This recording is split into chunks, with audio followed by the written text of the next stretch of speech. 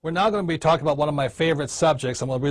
начинаем мою любимую тему недвижимость. Она мне нравится по многим причинам. Сейчас я приведу пример того, как разительно рынок недвижимости отличается от фондового рынка. Например, я покупаю акцию за $10, а затем ее цена возрастает до 20.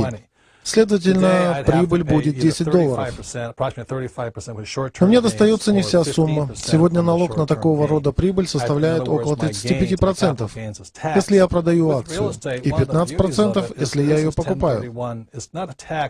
Не скажу, что недвижимость полностью лишена налогообложения. Но дела здесь обстоят по-иному. Допустим, я покупаю какую-то недвижимость за $100 000. За пару лет ее цена поднимается до $300 000.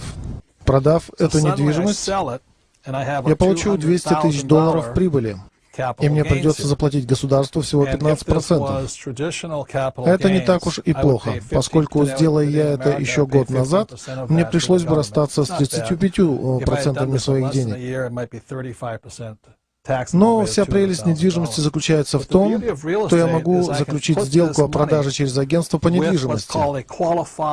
Если всю капитальную прибыль с этой сделки я потрачу на приобретение у того же агентства более крупной недвижимости, скажем, стоимостью в $1 миллион, и внесу эти 200 000 как авансовый платеж, то эта сумма останется нетронутой налогами. Это позволяет мне самому распоряжаться налогами на мою прибыль и получать еще большие прибыли с течением времени. Формально мы обязаны платить налоги на прибыль, но многие люди не делают этого, заключая подобные сделки, пока им самим это не надоест. В этом и есть преимущество недвижимости. Специалисты по недвижимости и всевозможные брокеры помогут вам найти наиболее приемлемые для вас варианты с наименьшими затратами и наибольшей возможностью возможной прибыли.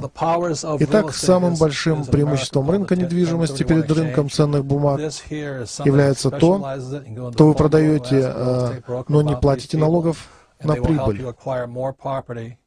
Without having to pay that much in taxes.